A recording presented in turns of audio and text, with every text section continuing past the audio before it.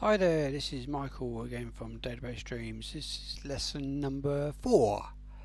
What we're going to be doing today, we're actually going to be dealing with the actual chart table which holds all your chart details, and also another little table which is the labels table, which is related to charts table. Let's have a look. This is the actual my charts table here, as you can see, it's scrolling up and down. Alright, that's what we're actually going to be building today, and well, as it's got source here, that's the labels, alright? So that's what we're going to be doing today, just those two tables, and later on we'll be actually building this a similar form to this, alright? But to start with, I'm actually going to show you what you can actually produce. This is my site, Database Dreams, alright? Now if you go onto UK charts and lists, and to bring up any of the charts, you can actually go here, alright, and select any of the charts, alright. Singles chart, that's a singles analyst. This is all produced from Chart Tracker, alright? And anyone with Chart Tracker with that data can actually do that. If we go back to Spotify, so they've all got their own lists and everything. Everything's easy to find. Alright, just go click on that. Alright, 16th of March. There's a Spotify one. Alright, and they're actually linked to Spotify. So if we click that, the database does all this. Chart Tracker, it produces all the links and everything. So what we're going to be doing today is we're actually going to be making table charts and table labels.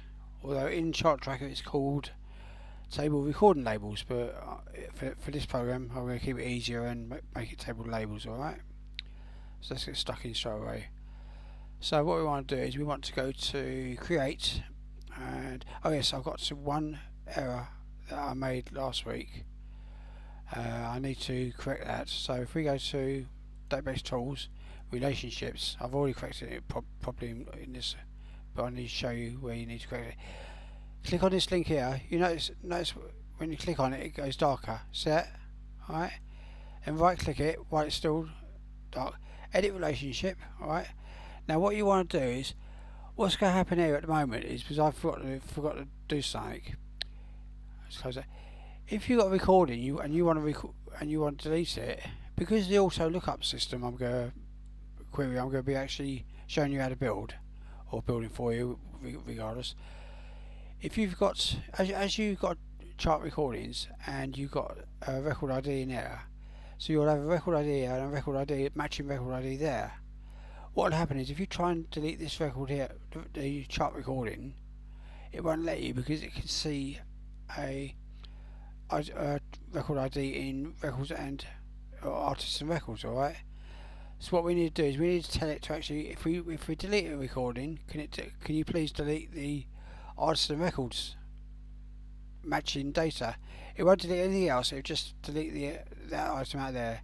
So go to edit relationships, and see this, you've got three options: enforce referential integrity, which you want; cascade update related fields you don't need.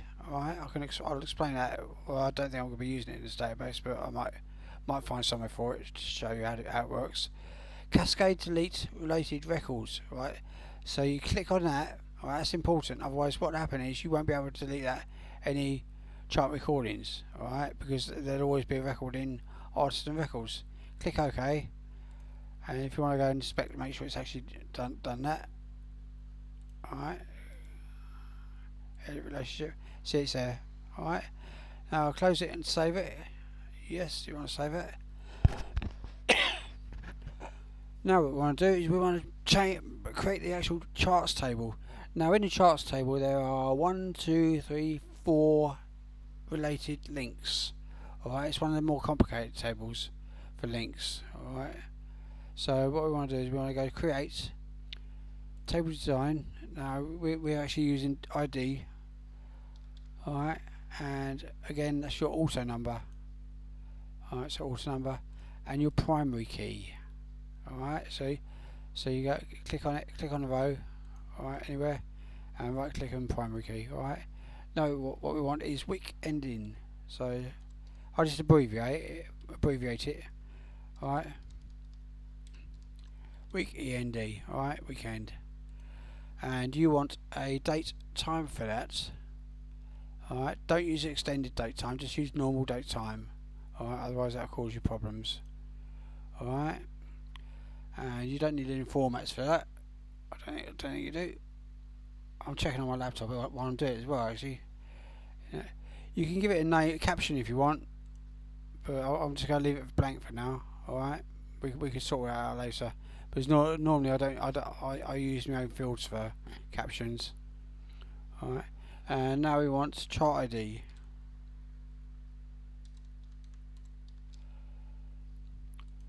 Alright, and that's a number. Alright, and login tag, get rid of that 0, because this is a foreign key. Alright, I'll type the FK. Alright, so you know it's a foreign key. Alright, that is actually related to chart names. Alright, that's so the chart name, for every chart there can be multiple chart IDs or chart details. Alright, now what we want is recording artist ID. Alright,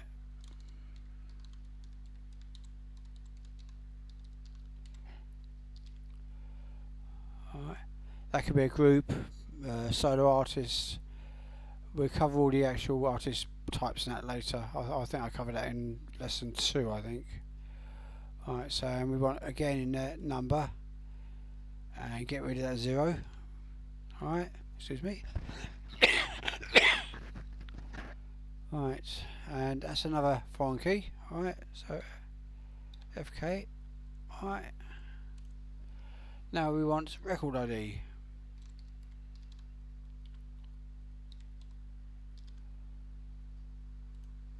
Again, a number, and get rid of the 0. Alright, so it's again a foreign key. Alright, now the last key is the label. We haven't actually created that table yet, but we will do in a minute. Label ID, alright. Again, number again. Long integra, get rid of the 0. Alright, and FK. I'll leave the 0 as default because it is actually useful for other things, but for creating primary or foreign keys is you have to delete them or remove it on most of them. Right, now what we want to get the position. Obviously all charts have a position, so I'll quickly go back here. You've got the position and last. Alright, so we've done the artist, item and label, and I'll cover them two in a minute. Alright, so we want the position.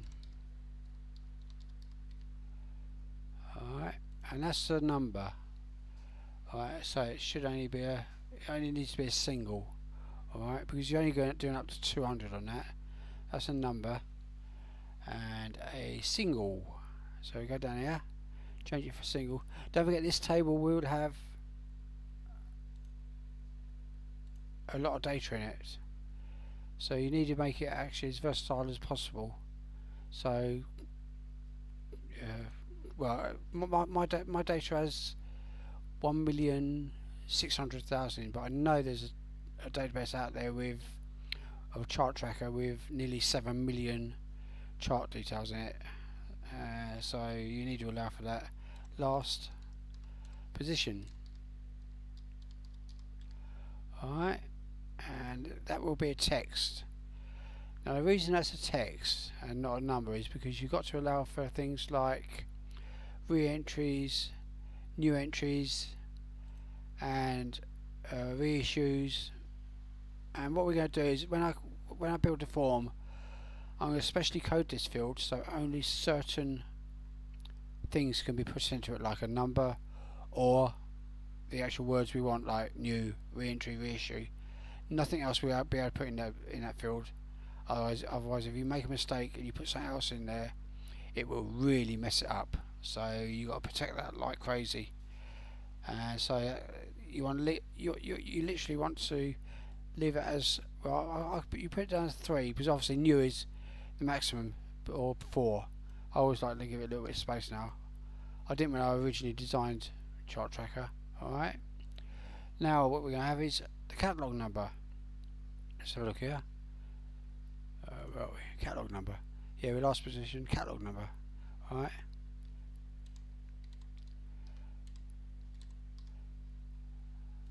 And that is actually a text, short text. Alright. Now you need to allow for, say, up to, oh, what did I do on that? 50. Right, I'd say up to 80, because one of the reasons, or maybe no, 50 should be okay. But if you, let's go and have a look here. I've just started downloading the Spotify ones, and I think that those codes there are about 25, 30. So yeah, 50 do it. Alright, so leave it as 50. But if you're not sure, you can, or if you have problems, you can always increase it. Never decrease it, of course. Alright, that's 50. It's a text value. Because most catalog numbers are text. I.e. they start with words and or letters and numbers. Now what we want is the sales. Now I recently had to update Chart Tracker for this, because I found that possibly, although it's very, very unlikely, it would oversize that particular field. So I'll change that for SALE. Alright, so, and you want a number, alright. But what you want to do is you want to change this for a double, alright. Because a long integer will only allow you to have a value of up to plus or minus 2,145,000,000, something like that, 145,000, something like that. But it's basically 2.145 billion. All right.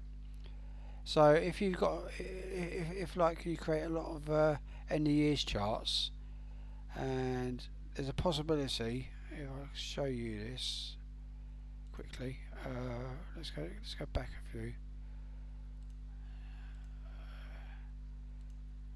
Let's go to August. Now we want to find Ed Sheeran. Actually, it'd be easier if I just go to here, won't it?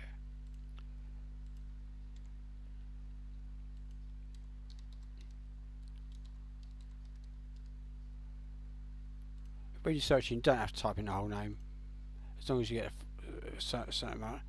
I want to go single. I just want to show you this. Where are we? 2017.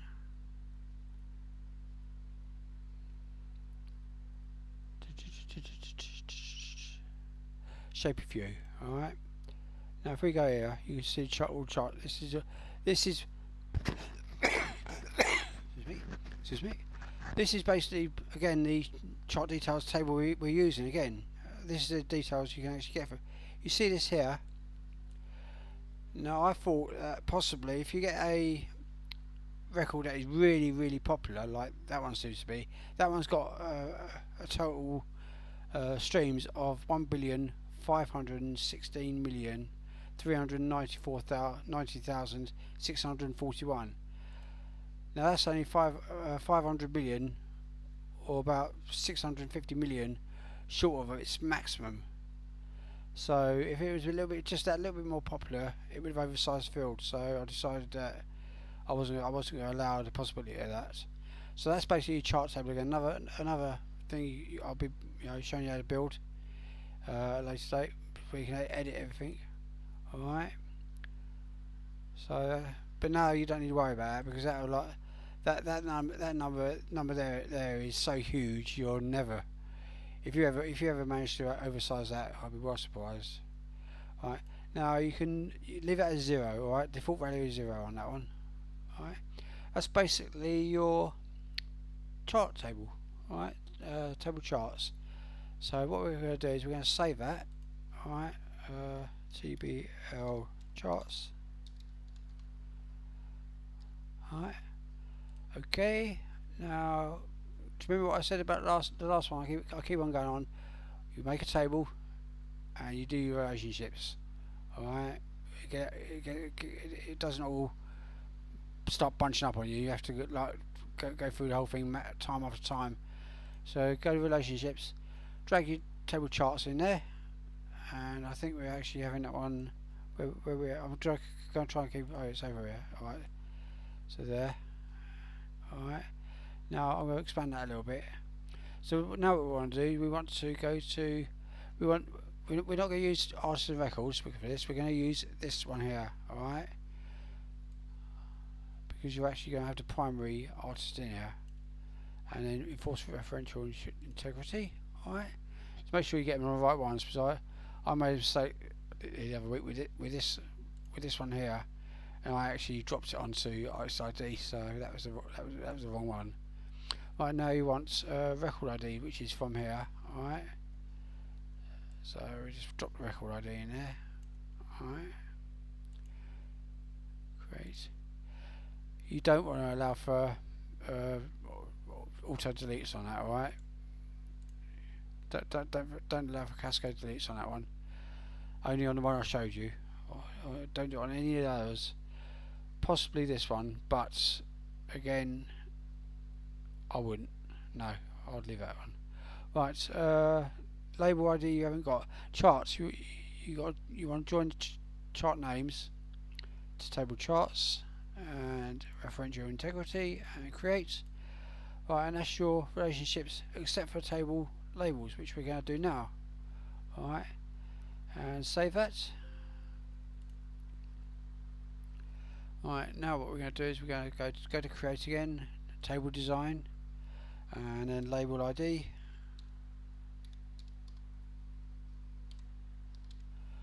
Alright, auto number, because we want a counter field for this. Alright, and primary key. Alright, now let's just call it label name. Oh,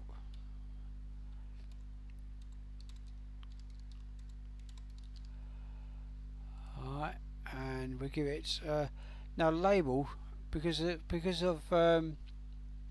Spotify. It's another one I've had to increase. So basically, what's going to happen is I'm giving you all the actual problems I've faced with Chart Tracker and the solutions here. I'm giving you a good base for your database. Alright, what you do is up to you, but you'll have a good base. I'm actually going to change that, because if I go here, let's go back to charts. Alright, you can set this global. Now I don't know if you can actually find.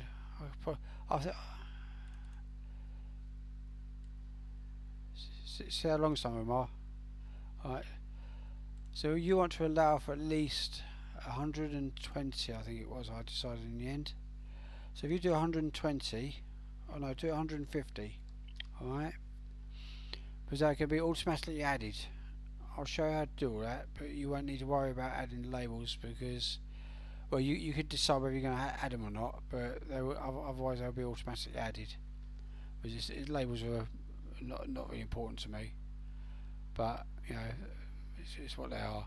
Right, so now you've got that, you've got your primary key, label ID, auto number, label name, short text, 150. Now you close it down, save it, say yes.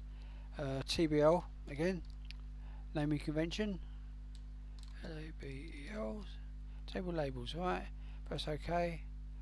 Right, now we want to go to database tools, relationships, drag your labels into there, alright,